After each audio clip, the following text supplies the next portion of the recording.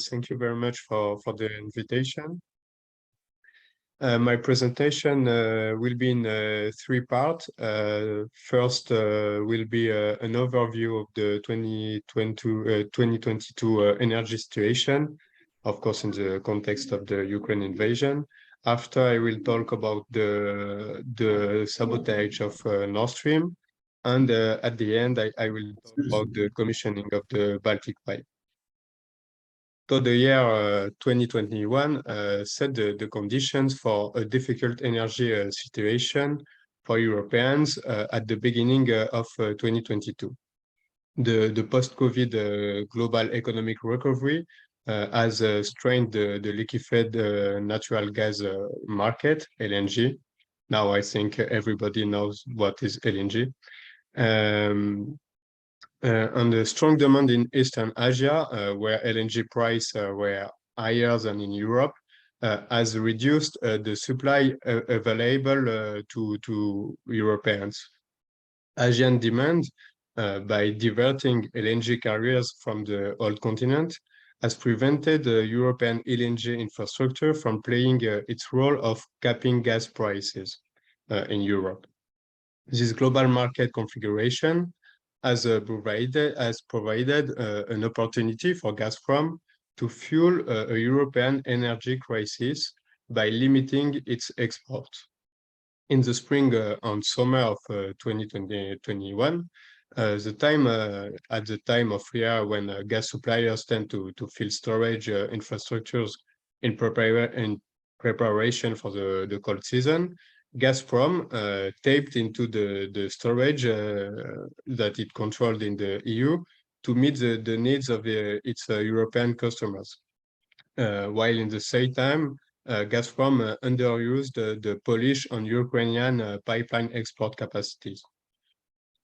So by raising gas prices, Gazprom wanted first to demonstrate the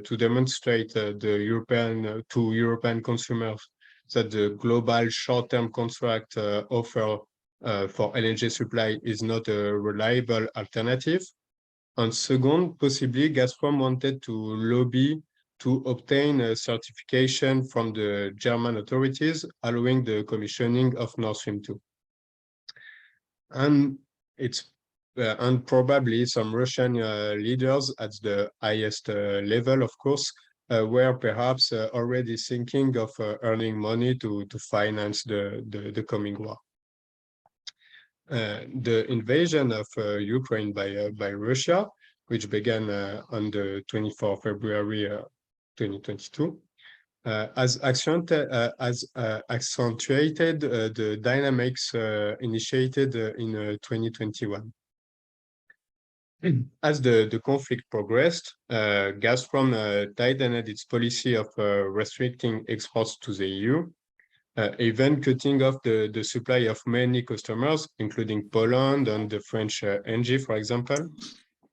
And Gazprom justified its behavior with legal, contractual, and also technical arguments. In response to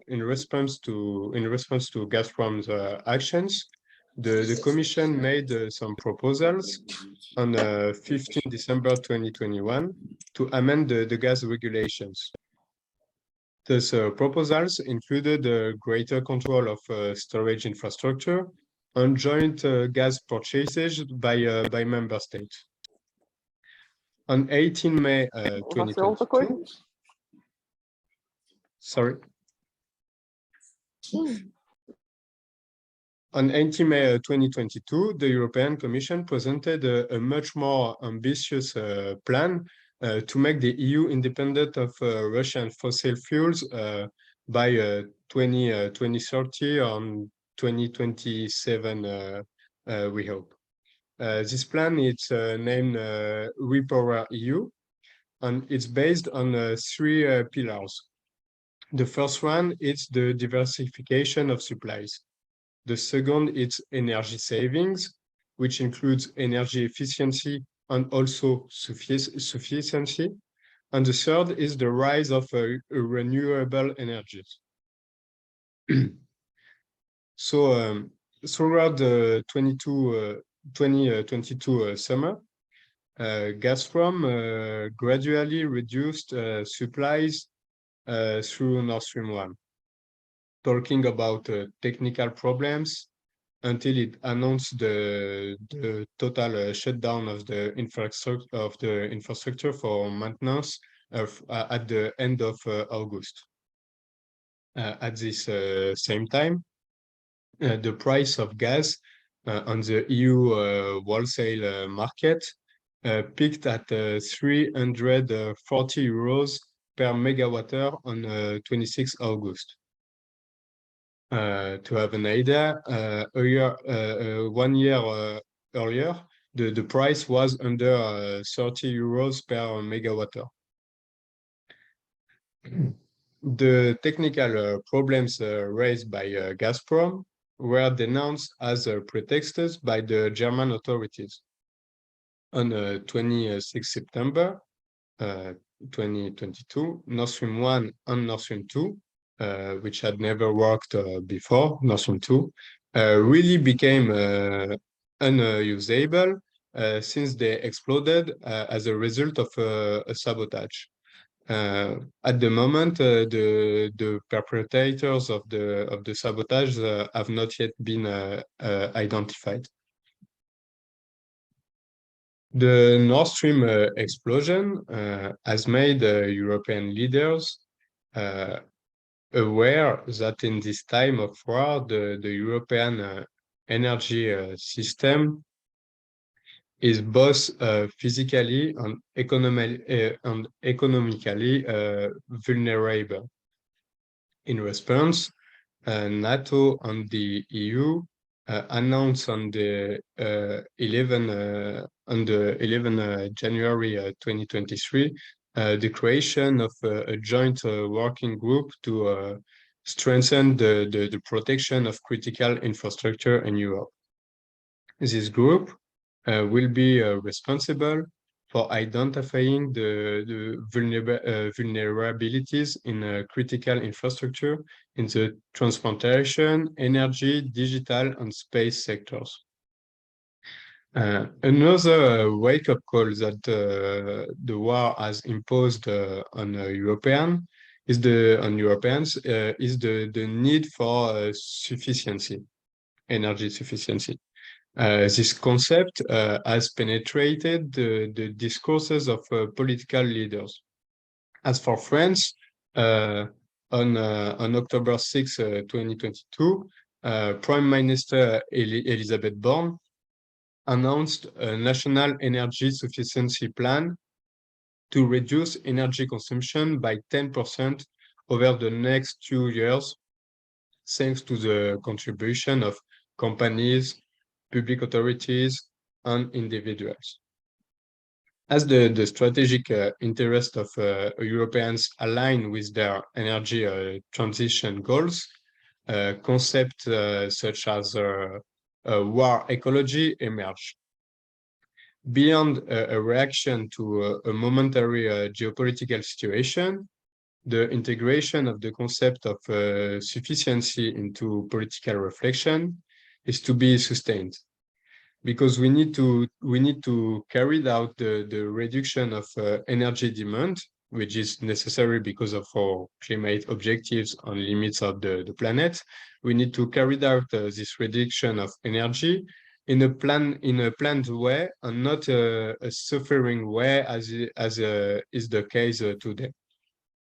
Indeed, at European level, a target of 15% reduction in gas consumption was set for the period from August to November 2022.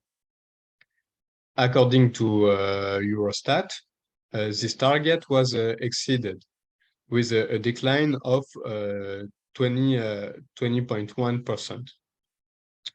A warm autumn and winter helped to limit demand. But above all, this statistic does not result from a planned sufficiency. It is the reflection of demand destruction, which means production sites put on hold, some which go bankrupt, or production sites which are offshore.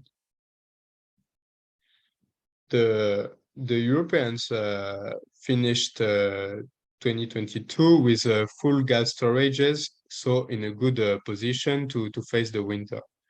For this, they paid very high prices to attract LNG carriers to the EU at the expense of Asia. Also, they benefited from mild temperatures and also from the Russian gas supplies remaining, which amounted to about 60 BCM, billion cubic meter BCM, in 2022, compared to 155 BCM in 2021. The International Energy Agency, the IEA, warned in a report published on December 12, 2022, that filling the storages will surely be much more complicated next year. In a scenario involving the total interruption of Russian supplies and the increase of LNG imports by China, the International Energy Agency estimates a possible gap of 27 BCM between the EU demand and its supplies. And this gap, even with a 30 BCM reduction in member states' gas consumption that would result from policies already in place. According to the International Energy Agency, the main instrument for ensuring a balance between supply and demand are measures to improve energy efficiency, also the faster deployment of renewable energy, the acceleration of heating electrification, and finally changes in consumer behavior.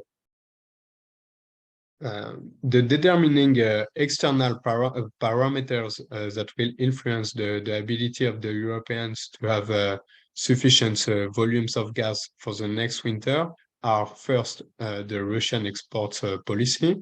So the question is, will the Russians continue to send the limited volumes? Will they increase these volumes, or will they totally stop the supplies? And the second parameter is the Chinese economic recovery with the end of the zero COVID policy that induces a rebound in global gas demand. So that was for the overview of the 2022 energy situation. Now I will talk a little about my favorite subject, my subject of the PhD thesis, the Nord Stream 2 pipeline, and here specifically the sabotage. So what do we know about the incident? At 2.3 EM on the 26th of September 2022, in the southeast of the Danish island of Bornholm, an underwater explosion was detected by seismographs in the area. A second explosion was recorded at the set point at 7.4 p.m. Northeast of Bornholm. These explosions caused significant leaks visible from the surface, and on the Nord Stream 1 and Nord Stream 2 pipelines. The leaks were located in international waters within the economic zones of Denmark and Sweden. The Swedish and Danish authorities reacted by blocking access to a 5 nautical mile zone in the leakage area in order to carry out investigations. On 28 September, The Russian general prosecutor reported that the FSB had opened an investigation about act of international terrorism. On October 2, 2022, Nancy Faeser, German Federal Minister of the Interior and Homeland, announced that Germany, Denmark, and Sweden intend to form a joint investigation team. But this idea had not materialized because such a collaboration would have involved sharing sensitive information about the national security of the states concerned. In early October, in the framework of their investigation, the Danish authorities announced that they had collected evidence confirming the suspicion of sabotage. On 6 October, the Swedish Security Service said they had also found evidence of detonations in their preliminary investigation. On 10 October, Germany launched its own investigation, and the Kremlin contested the operation of these investigations, in particular by its spokesman, Dmitry Peskov, who said it is regrettable that the entire investigation process is taking place behind closed doors, with no possibility for the Russian side to participate and interact, while Russia is the co-owner of the pipeline. So so Peskov said, we don't have the ability to do our own on-site investigation, and above all, from what we hear from statements made in Germany, France, or Denmark, this investigation is being arranged in such a way to make Russia responsible, which is absurd, he said. So end of quotation. On 18 October, the Swedish daily Expressen revealed underwater images filmed by drone showing a missing stretch of at least 50 meters on Nord Stream 2, on Nord Stream 1, surrounded by steel debris. At the end of October, Nord Stream AG, the operator of Nord Stream 1, sent a civilian vessel under a Russian flag to carry out its own inspection in the Swedish zone before repeating the operation in mid-November in the Danish zone. On November 11, 2022, US magazine Wired reported that satellites image reveals that two large unidentified vessels had turned off their AIS trackers and appeared around the leak site in the days preceding the incident. So as I said, at the moment, the sabotage is not attributable at this stage, even if we hear some voices in the media saying the contrary. So there is a lot of accusation of each actors. The day after the explosions, the President Zelensky his advisor Mikhailo Podolyak, advisor of President Zelensky, described the incident as a terrorist attack planned by Russia and an act of aggression. On the same day, as he inaugurated the Baltic Pipe connecting Norway to Poland and passing near the Nord Stream, the Polish Prime Minister Mateusz Morawiecki also suggested Russian involvement.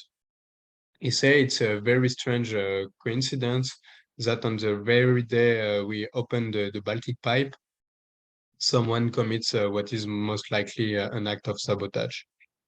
And he say this shows what means the Russians can use to destabilize Europe. Initially, the Russian authorities directed their suspicions towards the United States. To support the communication of their suspicions, on September 28, the Russian Ministry of Foreign Affairs tweeted a video of a press conference given by Joe Biden on February 7, 2022, in which the American president claims that the United States will bring an end to Nord Stream 2 if Russia intervened militarily in Ukraine. The spokeswoman for Russian diplomacy, Maria Zakharova, wrote on Telegram, the American president is obliged to answer the question of whether the United States has carried out its threat. An analysis by the American think tank Center for European Policy Analysis concludes that the Russian Ministry of Foreign Affairs has waited for a narrative about American involvement to develop online in the US and European conspiracy circles before positioning themselves as a relay of this narrative. So first, the narrative was built by conspiracy circles, and after this narrative fueled the propaganda of the Kremlin. At the September ceremony for annexation of the regions of Luhansk, Donetsk, Kherson, and Zaporizhia, Vladimir Putin said sanctions are no not longer enough for the Anglo-Saxons. They are now using sabotage by blowing up the Nord Stream, thereby ruining the energy infrastructure of Europe as a whole. And he said everyone knows who benefits from it, and of course, it is those who benefit who are responsible for it. End of quotation. On October 29, 2022, Russian accusations became more specific. In a statement highlighting the collaboration of the British and Ukrainian armed forces on Telegram, the Russian Ministry of Defense says that the representatives of a British Navy unit participated in the planning, provision, and implementation of the terrorist act in the Baltic Sea on September 26 to harm the Nord Stream 1 and Nord Stream 2 pipelines. The British Ministry of Defense retorted on Twitter and said, I quote, to detract from their disastrous handling of the illegal invasion of Ukraine, the Russian Ministry of Defense is resorting to peddling false claims of an epic scale. This made-up story tells more about disputes within the Russian government than about the West. End of quotation. So now, who benefits from this sabotage? The necessary means to sabotage the Nord Stream indicates that the operation was carried out by state actors. Three types of states could have a certain interest in this sabotage. First, the states where is what was the main supplier of the European market. So the Russian states, the majority shareholder in Gazprom. Second, the states with alternative suppliers. Here, we can limit the suspicion in the United States, because all other LNG suppliers like Qatar or Nigeria do not have the same degree of involvement in the Ukrainian conflict. And third, the states whose territory constitutes transit routes for Russian gas to the EU that have been marginalized by the development of the Nord Stream, so Poland and Ukraine. On September 27, 2022, in the aftermath of the explosions, gas prices in Europe jumped by 12%.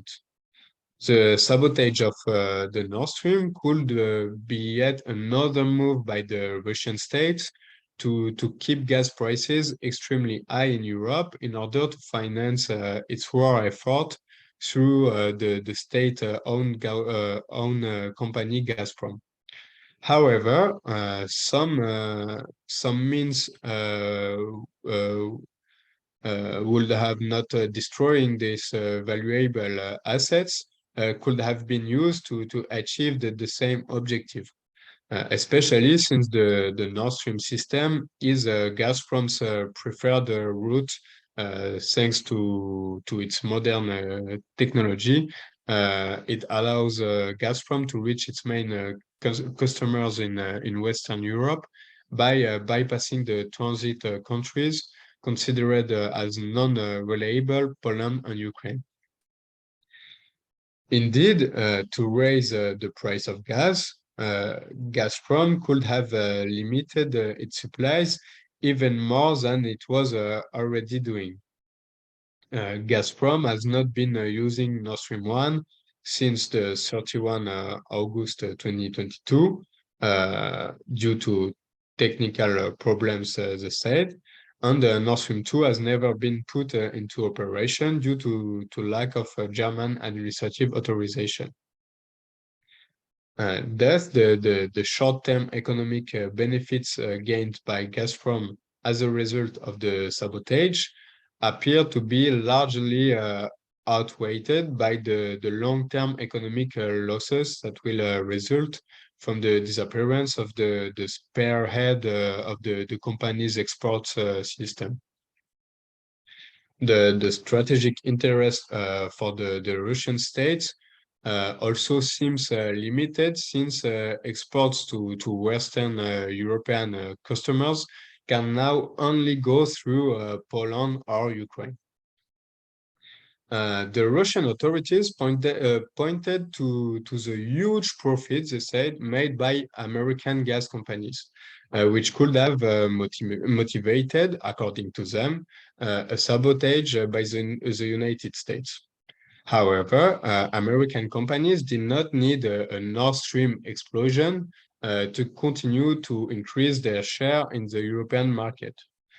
Indeed, it is Gazprom itself that by drastically limiting its exports, which has left all the necessary space for American companies to sell in Europe. So much that in June 2022, for the first time, the EU imported more US LNG than gas from Russian pipelines. As early as the 2021 spring, ahead of the invasion of Ukraine, Gazprom limited its use of the Yamal gas pipeline operating the transit through Poland to Germany in its export restriction strategy. Since May 2022, as part of the Russian state's counter sanctions, Gazprom no longer uses the Polish route at all. Gazprom is still using the Ukrainian route, but well below the capacity it has reserved and paid for. While these reserved capacities, 40 BCM per year, are themselves already well below the total capacity of the Ukrainian transit system, which is 140 billion cubic meter. In addition, Gazprom is threatening to cut its deliveries via Ukraine. Thus, for Poland and Ukraine, the sabotage of the Nord Stream means that their territories are the only existing ways for a future increase of Russian exports to the EU.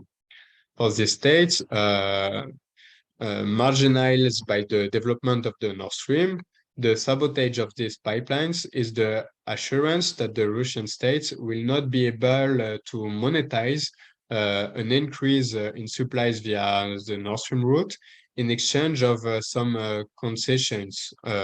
Indeed, for the risk for these transit countries, Poland and Ukraine, would have been that the Western Europe states, Germany in the first place, would relax their position towards Russia because of the difficulties to face the winters 2022 and 2023 in the context of the energy crisis. To finish on this sabotage, there is one positive consequence of the sabotage.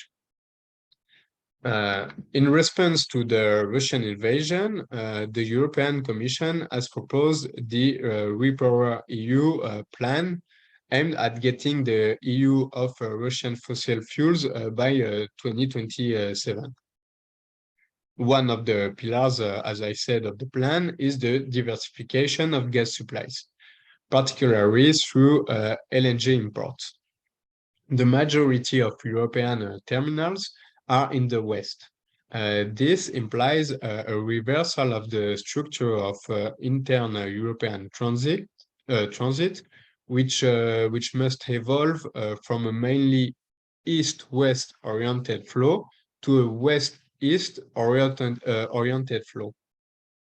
This can create bottlenecks because the network has not been built to work in this direction. The Nord Stream explosion mitigate this bottlenecks risk by freeing up the capacity of the infrastructure needed to transport Nord Stream gas within the EU, mainly via Germany and Czech Republic. And so that these infrastructures are now fully available to transport gas from alternative suppliers to the markets, most dependent on Gazprom. So the markets are located in Central and Eastern Europe. The remaining obstacles to the functioning of the European transit system in a west-east oriented flow are bottlenecks between member states in the west of Germany, so Netherlands, Belgium, France. In Central and Eastern Europe, the gas infrastructure is already there. Now I will talk about the Baltic Pipe commissioning. And maybe I will not say all the things I would like to say about it because time is running and maybe Biden is more important than me. So the Baltic Pipe, it's a way for Poland to stop importing Russian gas molecule. The Baltic Pipe was inaugurated on 27 September 2022. In the same area as the Nord Stream, which exploded the day before. With a capacity of 10 BCM per year, this pipeline, supported by the Polish and Danish transmission system operators, gas system and Energinet. This pipeline is the major piece of the Polish gas strategy. The state-owned company PGNiG, Polish state-owned company, has reserved 8.2 BCM over 15 years. Those volumes should compensate for the termination of the supply contract with Gazprom at the end of 2022. The Russian contract of 10.2 BCM has provoked many criticism on the Polish side. Poland considers that it paid too much for this gas, especially in comparison with the German neighbor. In addition, Gazprom is considered an unreliable partner because 7 supply disruption have been observed in 15 years. The capacity of the Baltic Pipe is added to the 5 BCM of the Świnoujście terminal, which is expected to reach 8.33 BCM in 2023. These projects precede the construction of maybe 6 BCM, maybe more, LNG terminal in Gdansk in 2025. The capacity of all these infrastructures combined with the local production of gas, which is 4 or 5 BCM, should cover the local consumption of about 20 BCM per year. The completion of the Baltic Pipe was planned matching the end of the long-term contract between PGNiG, the Polish state gas company, and Gazprom, the Russian state gas company. However, the Russian supply stopped prematurely. In fact, Gazprom cut off Poland's gas on April 27, 2022, as a result of the Polish authorities' decisions not to comply with the conditions imposed by a decree signed on March by Vladimir Putin, stipulating that the unfriendly countries should pay for Russian gas in rubles. Poland's storage infrastructure has provided the country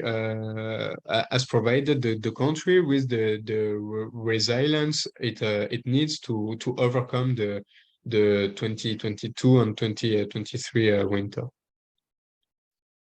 Until the war, the use of the LNG terminal in Lithuania was not intended to completely replace Russian supplies, but had forced Gazprom to reduce its tariffs by 23% to maintain its market share. So that was in Lithuania.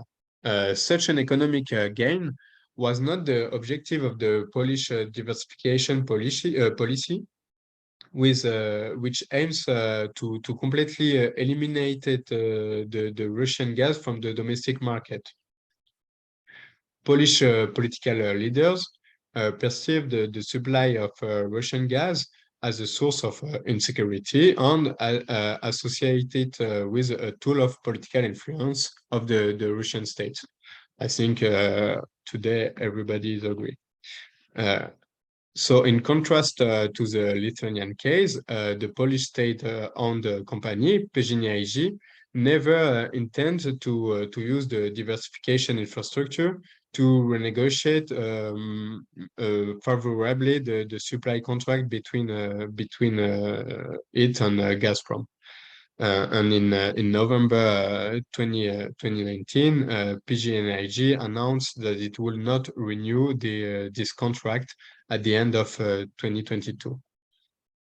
This policy, and in particular the development of the Baltic Pipe, has seen its economic relevance contested in the research literature, in particular by the Oxford Institute for Energy Studies, with Jonathan Stern, Vitaly Yermakov, and Kamil Sobczak. According to them, the Baltic Pipe would not have been necessary. The Norwegian gas that it will transport by connecting to Europipe 2, the pipe connecting Norway to Germany. So this Norwegian gas could have been imported into Poland via Germany through the existing interconnections point by improving them at a lower cost. The supply via Germany, however, will not have guaranteed that the gas molecules received in Poland would actually be Norwegian and not Russian from Nord Stream 1. Indeed, once arrived in Germany, the gas molecules are exchanged indiscriminately on the markets of Northwest Europe, which are integrated so as to function as a single market.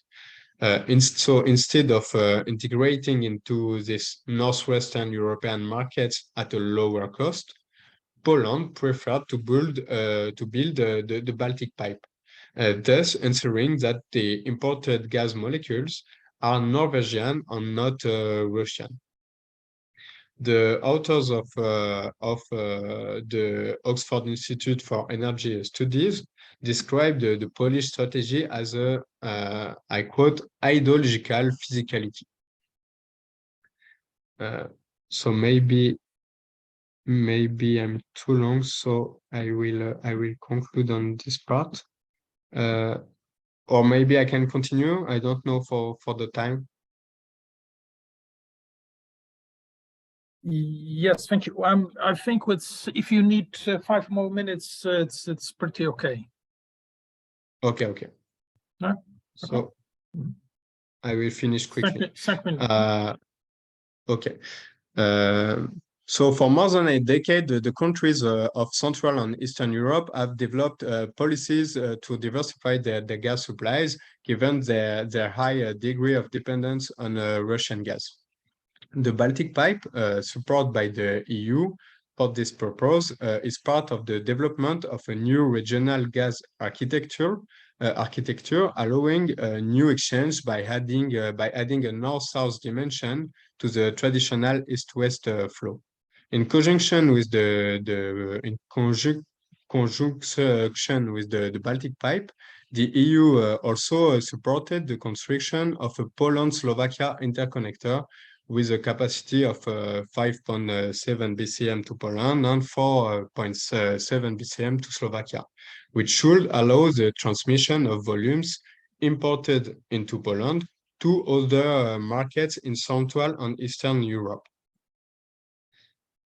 Since Slovakia is very well connected to Ukraine, thanks to the historical network inherited from the Soviet period, the interconnector Poland-Slovakia points to a promising synergy between Polish import capacities and Ukraine's large storage capacities.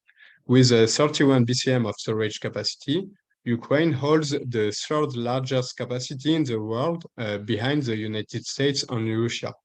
So some gas could be imported to Poland in the summer, because it's a low demand period, so lower tariffs, in order to be stored in Ukrainian storage before being sold on EU markets during periods of high winter demand, thus reducing costs for European customers. However, the development of such a dynamic could be impeded by the growth of Polish gas demand and the decision not to renew the contract with Gazprom. So some Polish experts said to me that even if the Polish infrastructure of diversification will be used to the maximum of their capacity, there will be maybe no room to export. And this contradicts the official Polish energy strategy, according to which the expansion of import capacity and development of interconnection with neighboring countries will create the necessary condition for the establishment of a gas transport and marketing hub in Poland. So to conclude, while at the beginning of its development, the economic relevance of the Baltic Pipe was contested, its inauguration in the middle of the Ukraine invasion, while the EU is facing the limitation of Russian gas flow, shows the acuteness of the anticipation spirit of Polish leader. So the question which remains is to what extent can the Baltic Pipe play a regional role for the benefit of Central and Eastern Europe, and this role will be determined by the Polish national gas consumption. Thank you very much. for this very, very interesting presentation. What I would like to say that we have really the very timely topic, because today, as I mentioned, we have Biden's speech, but also before was a Putin speech. And my first question is, I mean, if you, because I know that there was a coverage on French TV in Belgium as well. So if you by chance, if you heard the coverage of Putin's speech today, so what in the context of your presentation, how do you see it, and from your perspective, and what the consequences of such a statement would be for the let's say the gas exchange and gas trade for Europe, how this geopolitical situation going now, also in the context of war in Ukraine, which, as you notice, had the third largest capacity storage in the world. So how from this perspective could be? And after answering to my question, then we have already some questions. I will read them out. We'll send on chat. So if somebody would like to send more questions, so please send them on chat. So Sami, so the screen is yours. So unfortunately, I didn't have the chance to hear the Putin's statements because I was at work. What did he said exactly? Did he talk about gas specifically? No, it was let's say geopolitical statement. I mean, see the coverage of Putin's speech was, let's say, they commented, not they did not broadcast it, because you know it would be strange. But it was the statement that all the non-proliferation and agreements with the United States, limitations of the weapons of mass destruction, and let's say all the general agreements are non-existent now, starting, let's say, probably today, or this is what stated the Putin, but certainly such a geopolitical statement always has then its consequences and reaction on the markets, especially gas and oil markets. Probably it's would be the reaction. I mean, if you please, if I'm mistaken, so please correct me.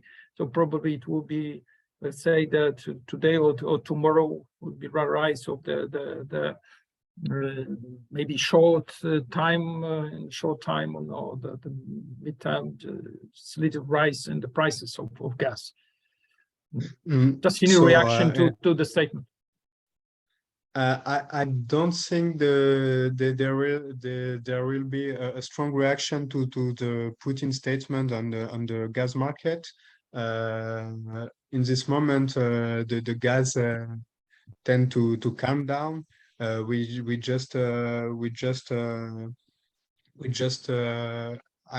are now at the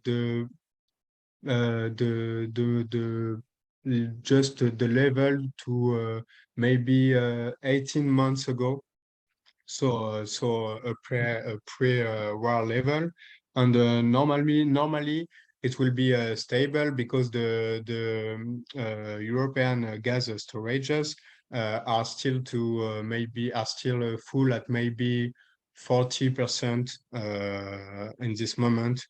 So it's a quite a good data before the good season. Thank you. Now we have the question from Michael Kolakowski. What's your view of Seymour Hersh's recent article on the Nord Stream 2 incident and his general credibility? It's difficult to say because it's its own word. He said he have the information by somebody from the inside, so there is no proof of nothing. So without proof, I don't. I have nothing to believe in this article. So it's too much speculative, and you don't judge it as a piece of, let's say, the qualitative. Yeah, and what is strange work, is yeah. that the Kremlin gives some credit to this article. So first, the Kremlin say it's the United States because they are doing a lot of profits. After they said it's a Ukrainian arm unit with the help of the British Navy unit. And after to asserted that it was the Ukrainian with the help of the Brits, they said now, oh yeah, I think maybe the view of this journalist it's maybe right and that the United States. So in this with all of these accusations, the Kremlin lose all the credibility in the accusation. Thank you. The second question is, do you see a possibility to revive the project of Odessa-Brody-Gdańsk pipeline? So it's the situation of gas infrastructure in Ukraine it's complicated. Of course, in this moment, it's not the moment to do some construction work in Ukraine because unfortunately the transmission operators is already in struggle to maintain the existing infrastructure. But the Ukrainian gas infrastructure faced some difficulties already before the war because they were in discussion with the Polish for the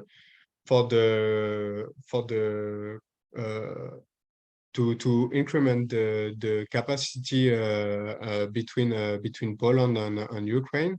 And even before the war, there is a lot of difficulties to finance this project.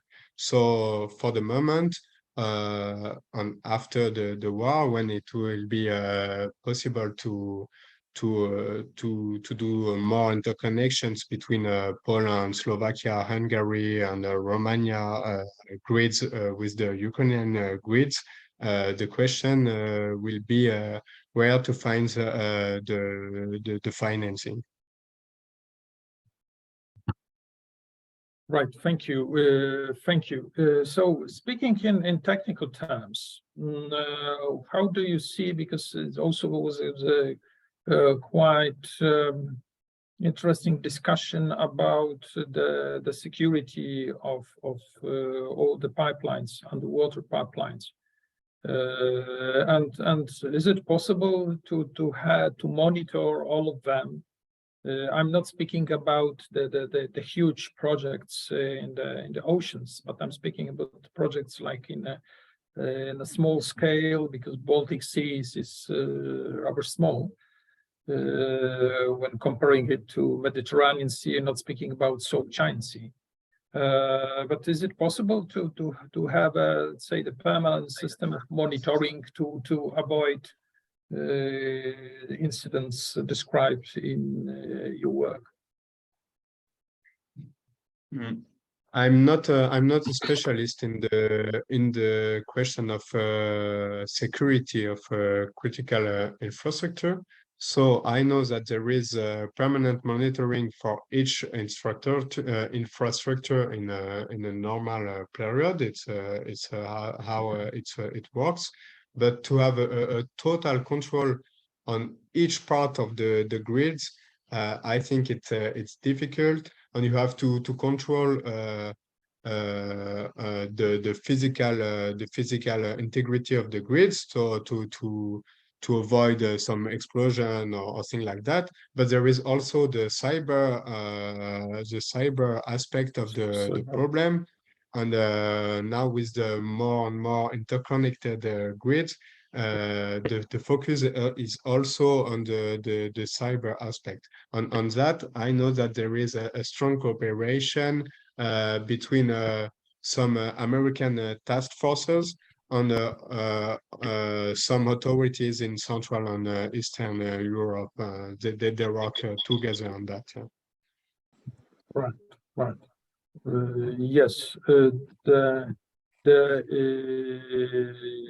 yes. This is from Mr. Michael Korakowski. It's the EDA is intensely working to massively upgrade the undersea domain situational awareness. So this awareness is one thing, but using the artificial intelligence and using robotics, I think it would be also good to think. But speaking about speaking about geopolitics,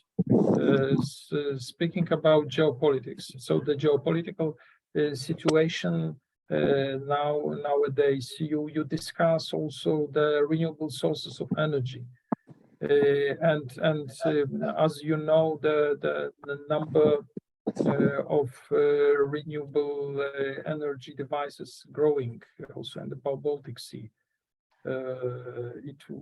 It's planned to have it more also in the near the Polish seashore. And how do you expect this? I mean, just to influence the overall impact of the incident, how it would be, let's say, that it would positively impact all the investments and the mood for more investments for new sources of energy, also by PGNG. You mentioned as well in your presentation, speaking about PGE. Also, they are planning a big investments, as far as I know. So how do you see it? Renewable, it's a major needs to cut the dependence on Russian fossil fuel. As I said, the diversification of gas supplies will not be sufficient for sure. So we have to accelerate the construction of renewable capacities, and we have also to work to really work on the question of energy savings. But renewable is not a miraculous solution, and with renewable, there is also a risk of construction of a new dependence, because you know that the renewable sector need a lot of raw materials for this sector. Sorry. Hello. Yeah. Please, could you not disturb us? Hello. Hello.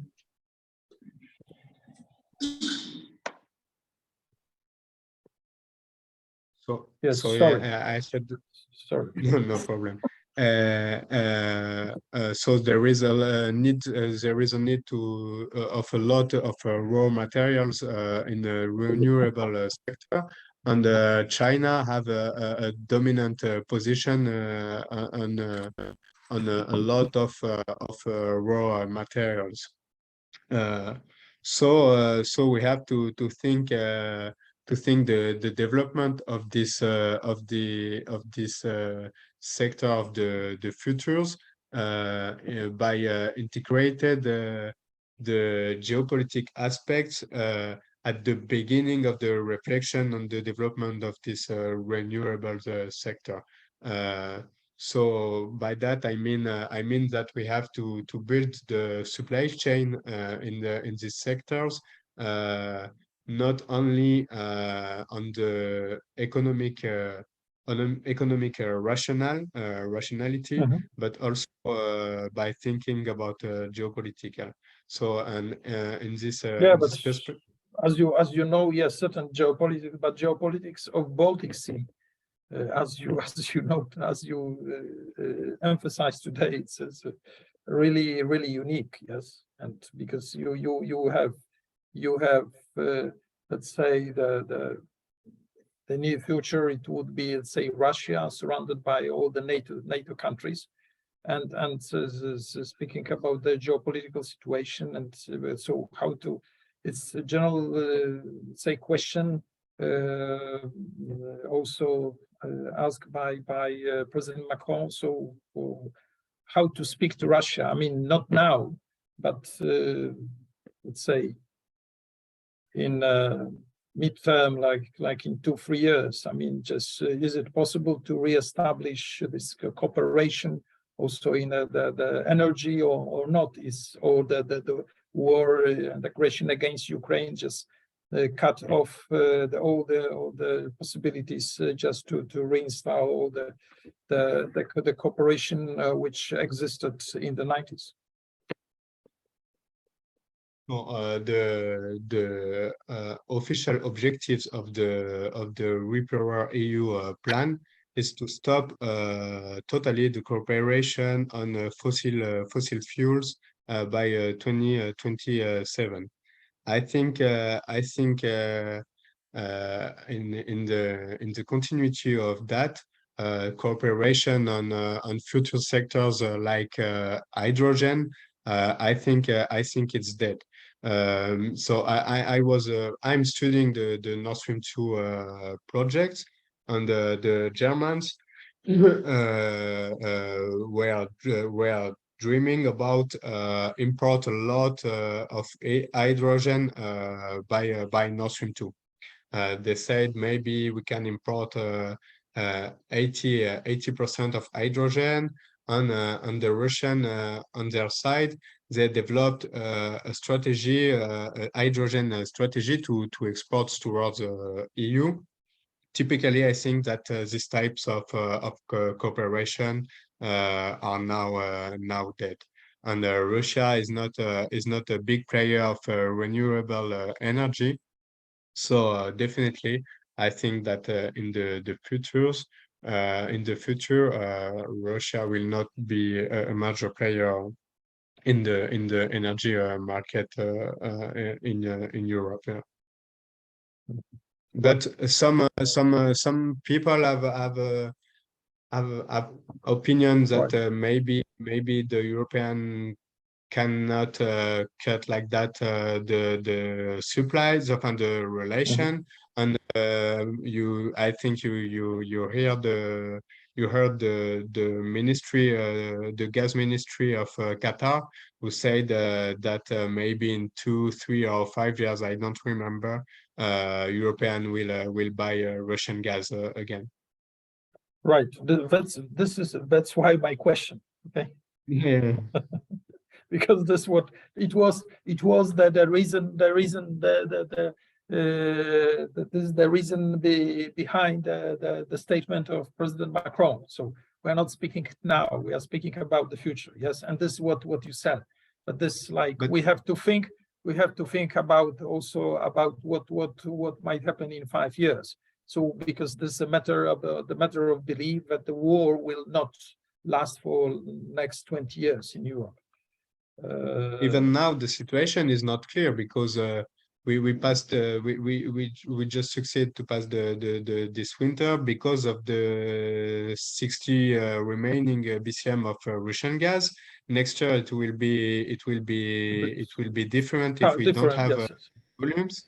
And even one interesting data, I don't have the exact data in mind, but I have the global idea.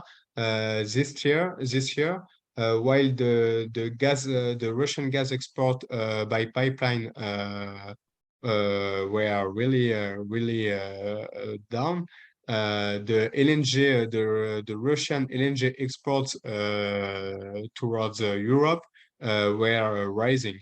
So in 2022, it's a record year for the LNG exports, the Russian LNG exports towards Europe. Great. We have also the questions.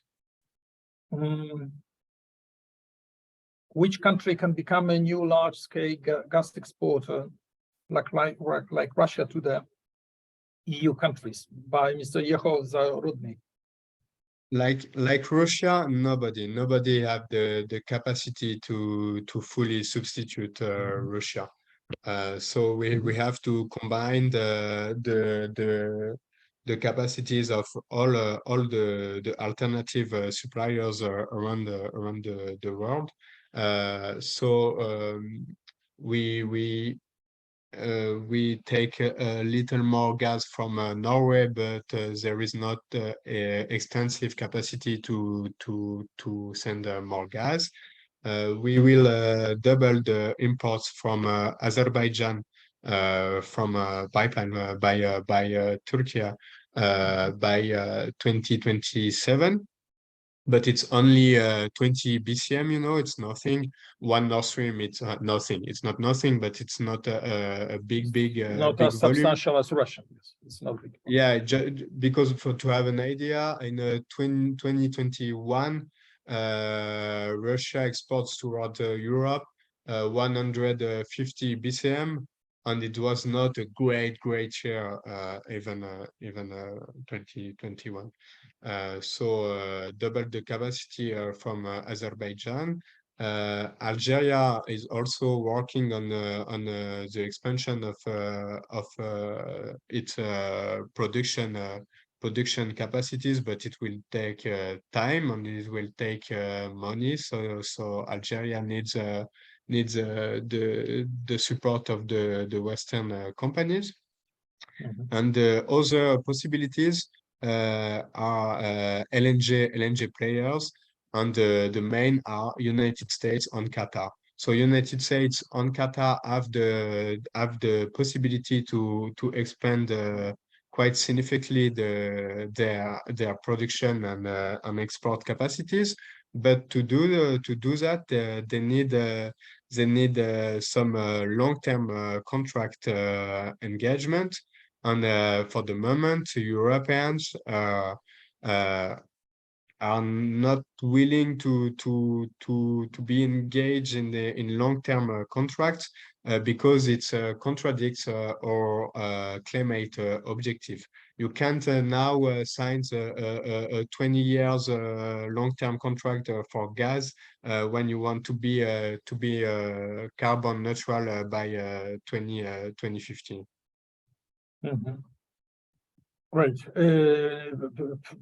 The participants also wondering about your probably other research interests, because there is also there's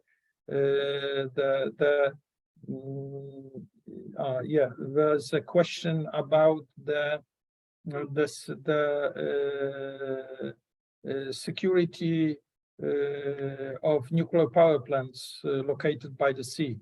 So it's the Fukushima case, probably 2011, which, as you remember, put a substantial impact on the geopolitical decisions of Germany and the energy policy as well, as you know.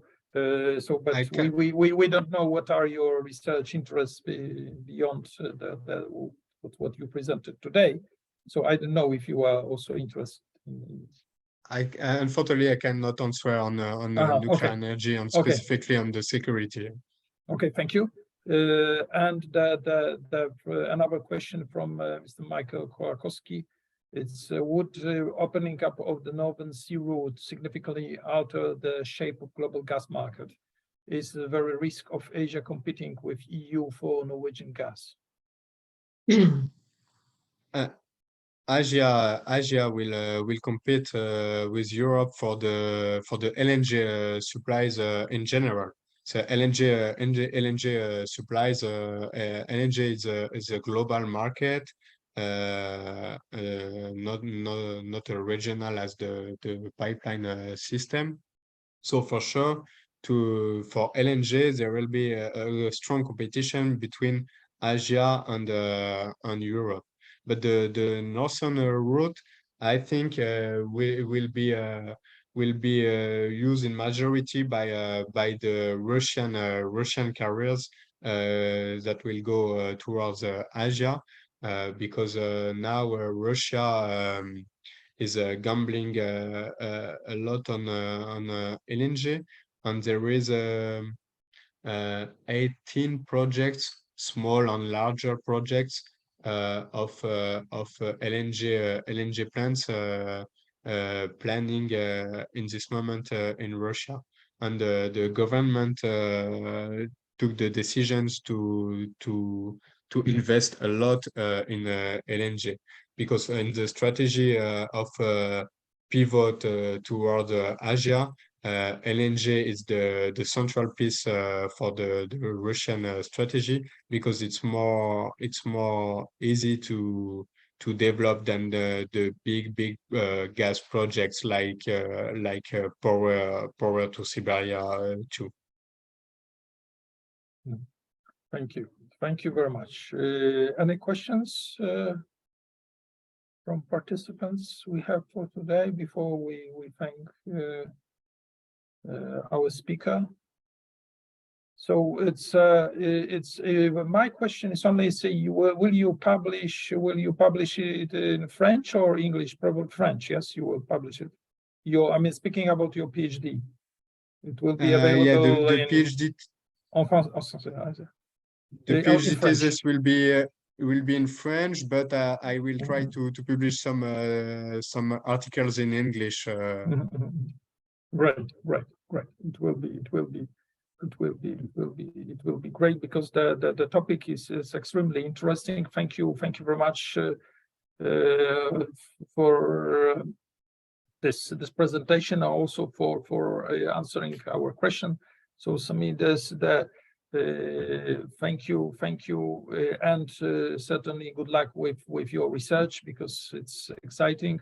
So I will not ask you about the field research, because probably it's impossible, but still you are not planning, yes? At the moment, it's difficult. There is too much things to take. So it's difficult. Yeah.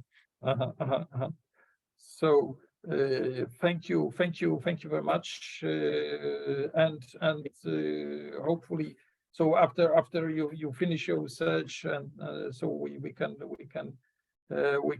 have you once more and listen to your findings after you finish your work. Thank you very much.